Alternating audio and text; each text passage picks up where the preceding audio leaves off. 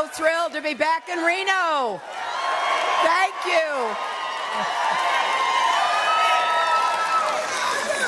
I have to say, though, I know when I'm here in Reno, I'm the other Hillary. And I am more than okay with that because I think your mayor is doing a terrific job. And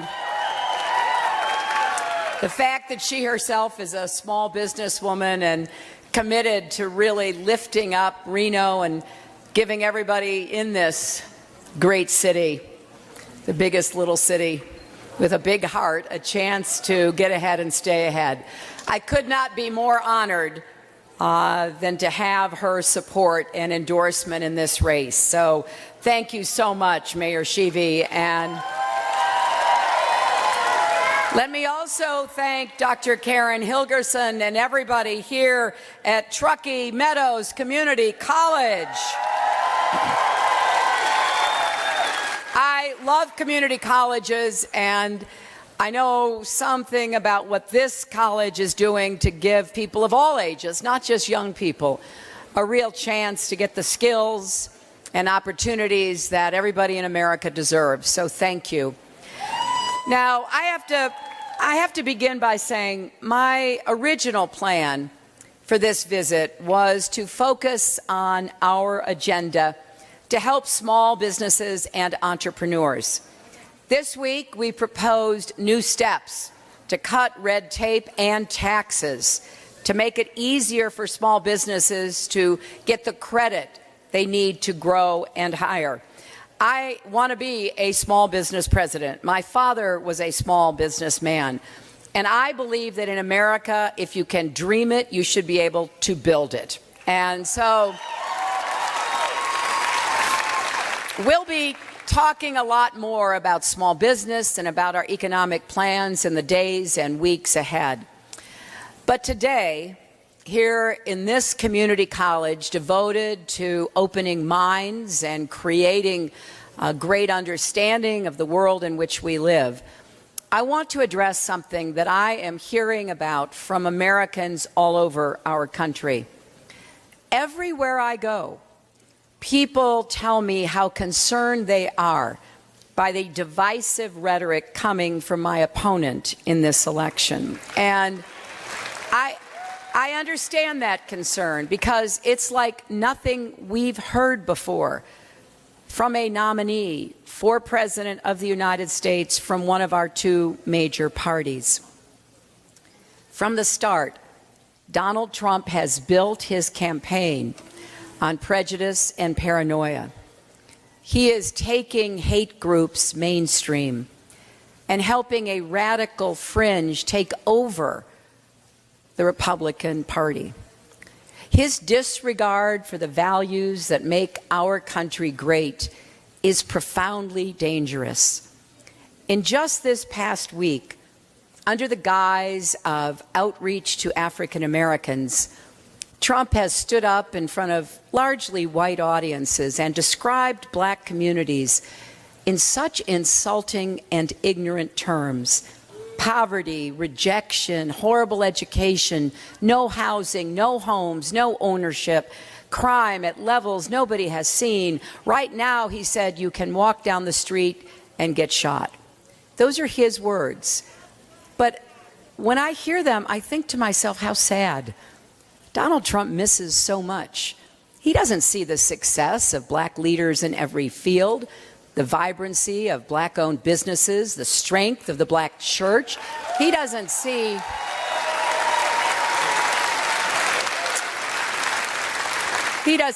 the excellence of historically black colleges and universities or the pride of black parents watching their children thrive. He apparently didn't see Police Chief Brown of Dallas on television after the murders of 5 of his officers, conducting himself with such dignity.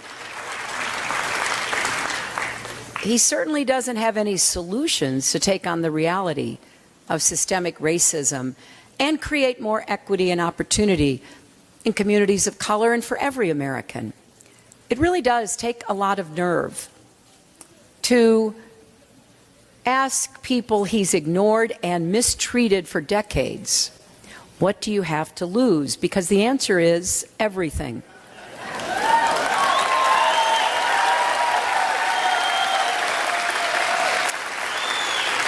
Now, Trump's lack of knowledge or experience or solutions would be bad enough.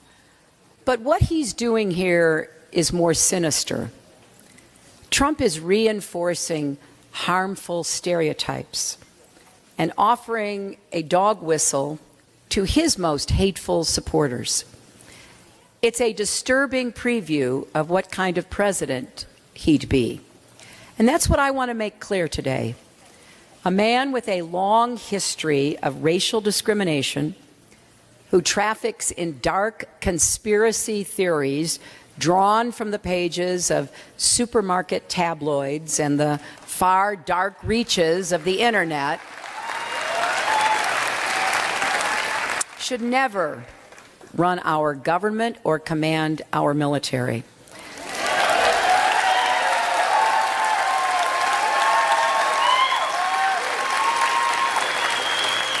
Ask yourself, if he doesn't respect all Americans, how can he serve all Americans? Now, I know that some people still want to give Trump the benefit of the doubt. They hope that he will eventually reinvent himself, that there's a kinder, gentler, more responsible Donald Trump waiting in the wings somewhere. Because after all, it is hard to believe anyone, let alone a nominee for president, could really believe all the things he says. But here's the hard truth. There is no other Donald Trump. This is it. And Maya Angelou, a great American whom I admired very much, she once said, when someone shows you who they are, believe them the first time.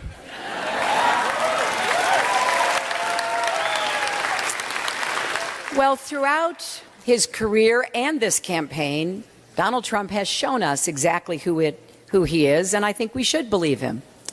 When he was getting his start in business, he was sued by the Justice Department for refusing to rent apartments to Black and Latino tenants. Their applications would be marked with a C for colored, and then rejected. 3 years later, the Justice Department took Trump back to court because he hadn't changed. And the pattern continued through the decades. State regulators fined one of Trump's casinos for repeatedly removing black dealers from the floor. No wonder the turnover rate for his minority employees was way above average. And let's not forget that Trump first gained political prominence leading the charge for the so-called birthers. He promoted the racist lie that President Obama is not really an American citizen, part of a sustained effort to delegitimize America's first black president. And in 2015, Trump launched his own campaign for president with another racist lie. He described Mexican immigrants as rapists and criminals, and he accused the Mexican government of actively sending them across the border. None of that is true.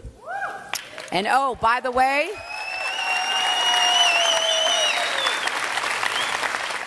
Mexico's not paying for his wall either.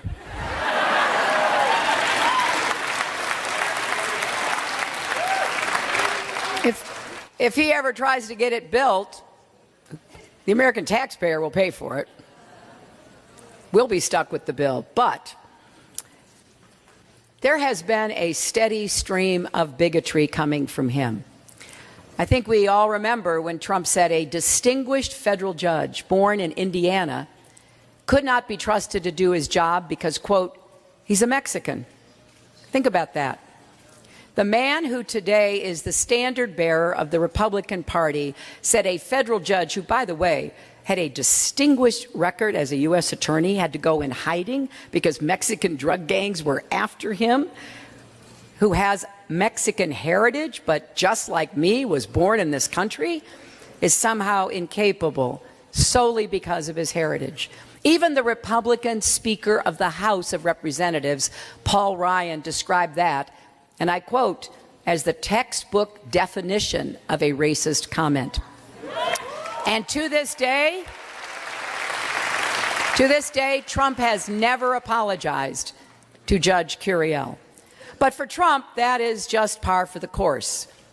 This is someone who retweets white supremacists online, like the user who goes by the name White Genocide TM. Trump took this fringe bigot with a few dozen followers and spread his message to 11 million people. His campaign famously posted an anti-Semitic image, a Star of David, imposed over a sea of dollar bills that first appeared on white supremacist websites.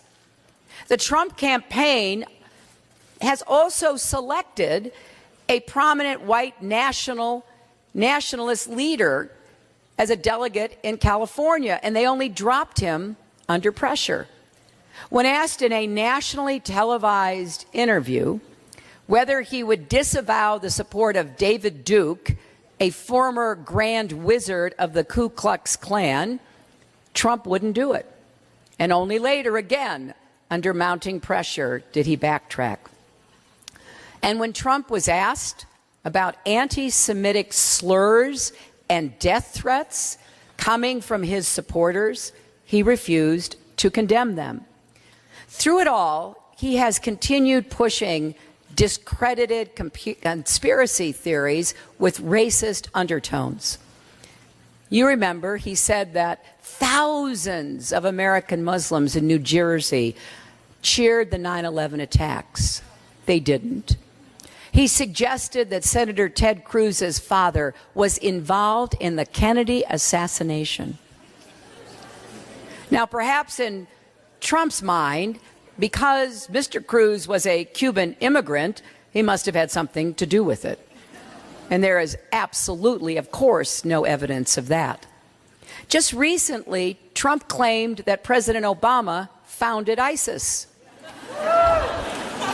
And he has repeated that over and over again. His latest paranoid fever dream is about my health.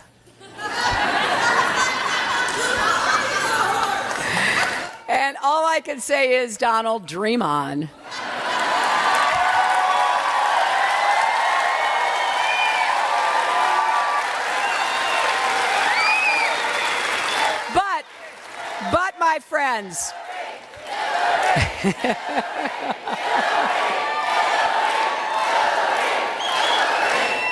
But my friends, this is what happens when you treat the National Enquirer like gospel. They said in October I'd be dead in 6 months. It's also what happens when you listen to the radio host Alex Jones, who claims that 9/11 and the Oklahoma City bombings were inside jobs. He even said, and this really just is so disgusting, he even said the victims of the Sandy Hook massacre were child actors and no one was actually killed there. I don't know what happens in somebody's mind or how dark their heart must be to say things like that. But Trump doesn't challenge these lies. He actually went on Jones's show and said, "Your reputation is amazing. I will not let you down." This from the man who wants to be president of the United States. You know, I've stood by President Obama's side as he made the toughest decisions a commander-in-chief has to make. In times of crisis, our country depends on steady leadership, clear thinking, calm judgment, because one wrong move can mean the difference between life and death. I know we have veterans here, and I know we have families, mothers and spouses and children of people currently serving. The last thing we need in the Situation Room is a loose cannon who can't tell the difference, or doesn't care to, between fact and fiction, and who buys so easily into racially tinged rumors.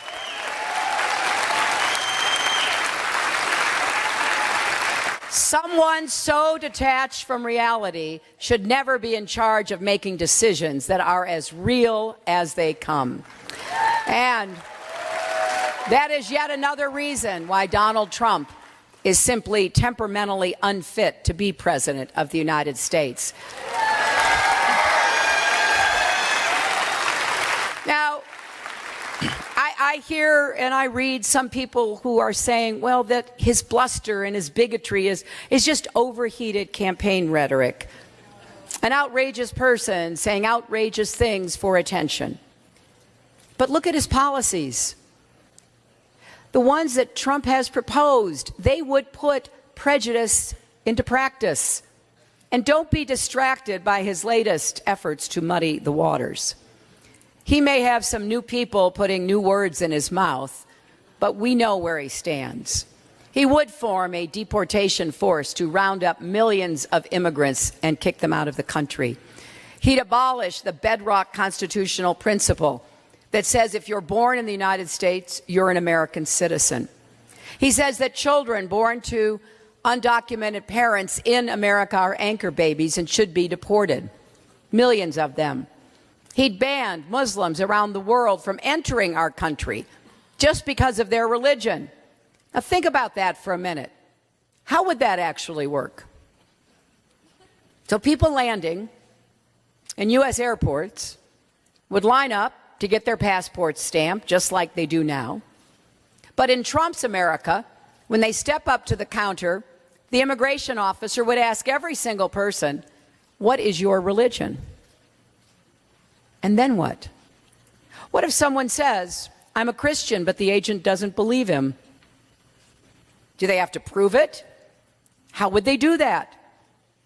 Really, ever since the Pilgrims landed on Plymouth Rock, America has distinguished itself as a haven for people fleeing religious persecution, believing in religious freedom and religious liberty.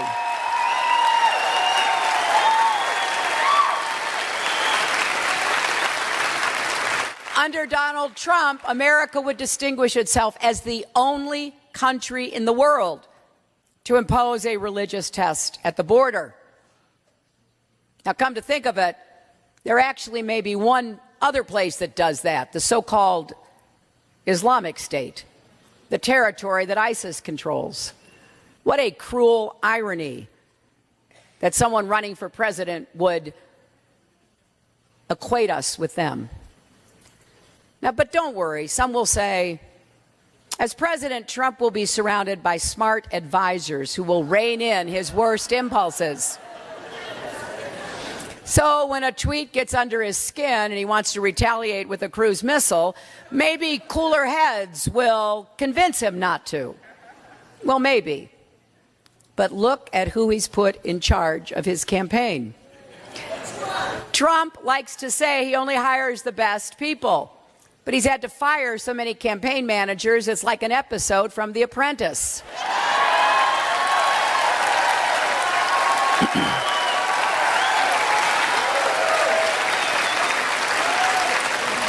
And the latest shakeup was designed to, quote, let Trump be Trump. So to do that, he hired Stephen Bannon, the head of a right-wing website called Breitbart.com, as the campaign CEO. Now, to give you a flavor of his work, here are a few headlines they've published. And I'm not making this up. Birth control makes women unattractive and crazy.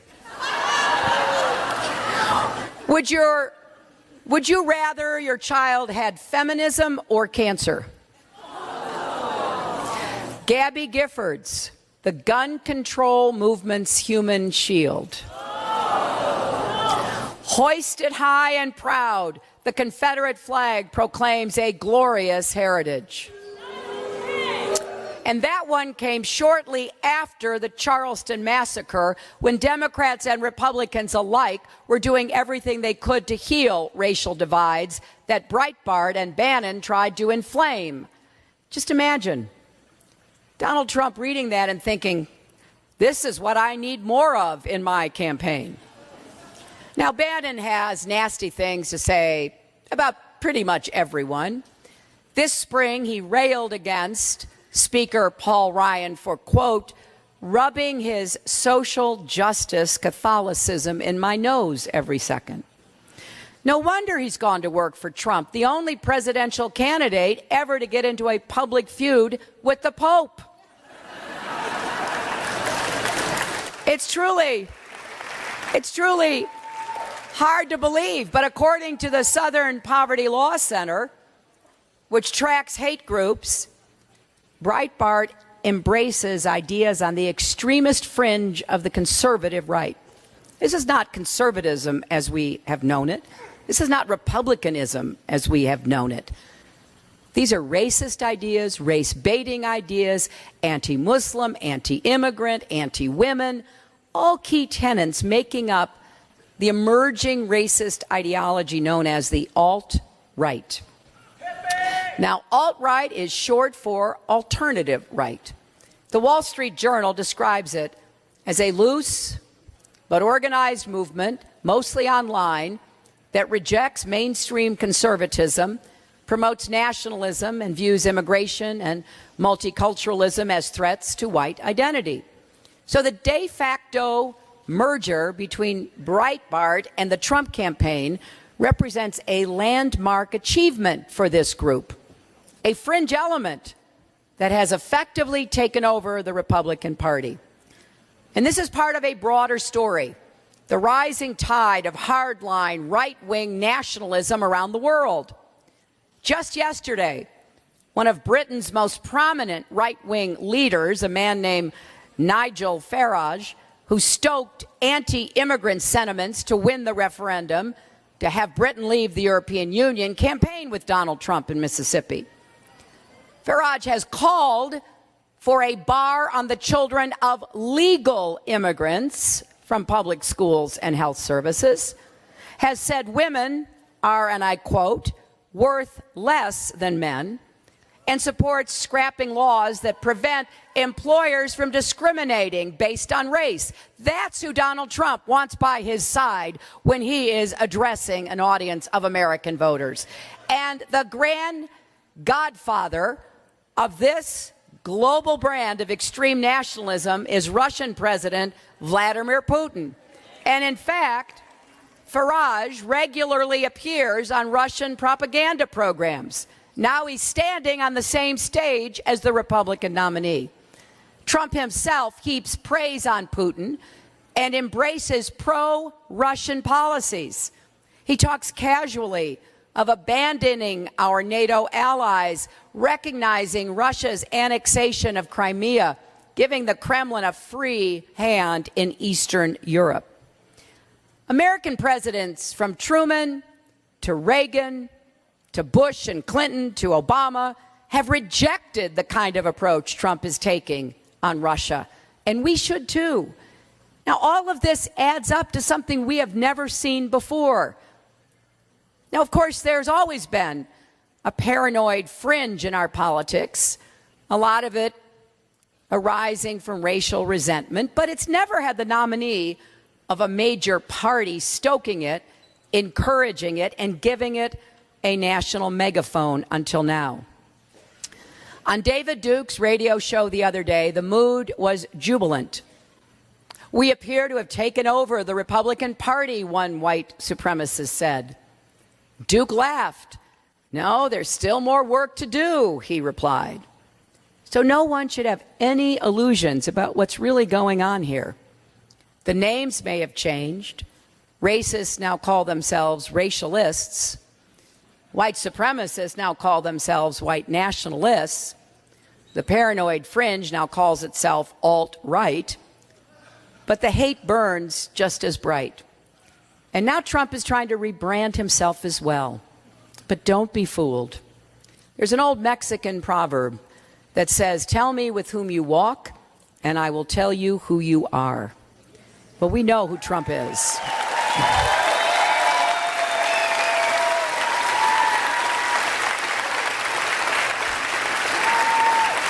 A few words on a teleprompter won't change that. He says he wants to make America great again, but more and more it seems as though his real message seems to be make America hate again. And this isn't just about one election. It's about who we are as a nation.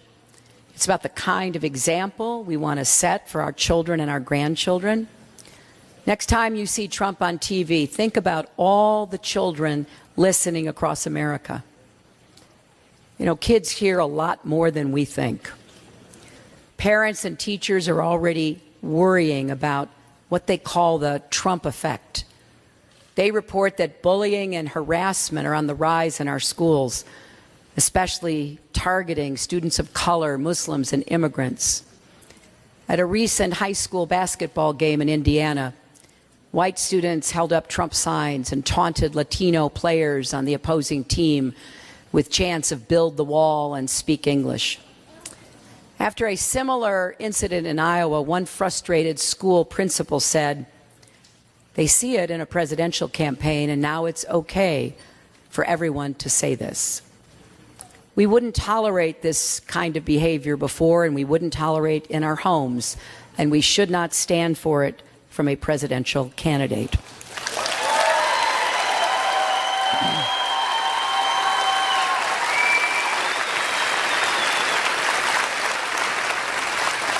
You know, my friends, this is a moment of reckoning for every Republican dismayed that the party of Lincoln has become the party of Trump.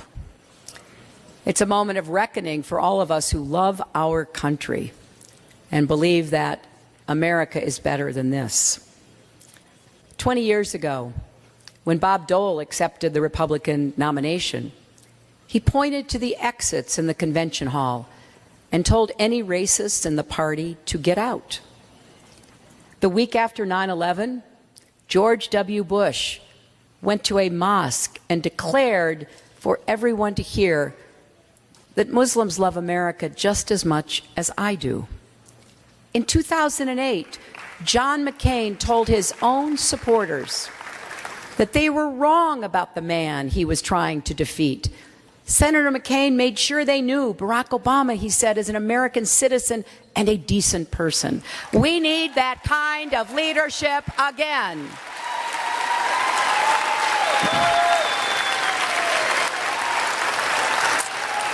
We can have our disagreements, and believe me, I understand that. I think that's healthy. We need good debates, but we need to do it in a respectful way. Not finger pointing and blaming and stirring up this bigotry and prejudice. Every day, more Americans are standing up and saying enough is enough, including a lot of Republicans, and I am honored to have their support in this campaign.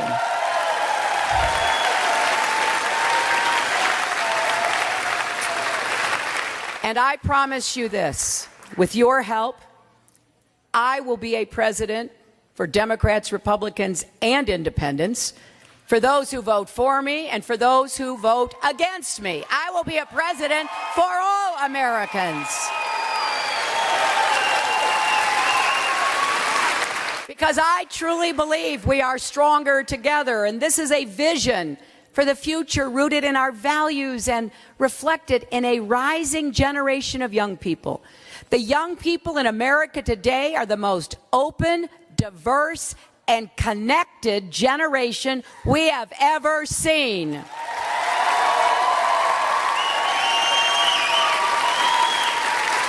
How many of you saw any of the Olympics, right?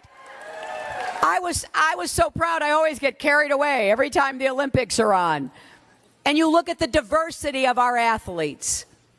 Look at our fabulous Olympic team representing the United States of America.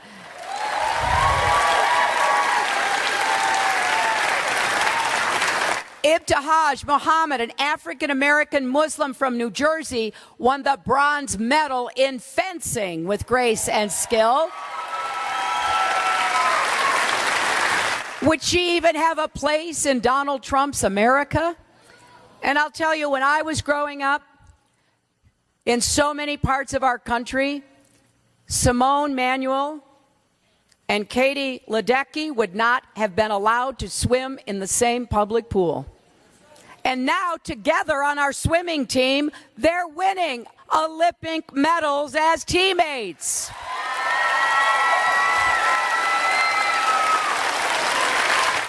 I don't know about you, but I don't think we have a person to waste. We want to build an America where everyone has a place, where if you work hard and you do your part, you can get ahead and stay ahead. That's the basic bargain of America.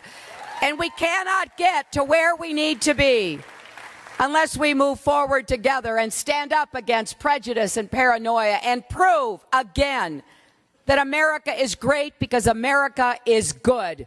Thank you all so very much. Let's go out and win the election. God bless you and God bless the United States of America. Thank you.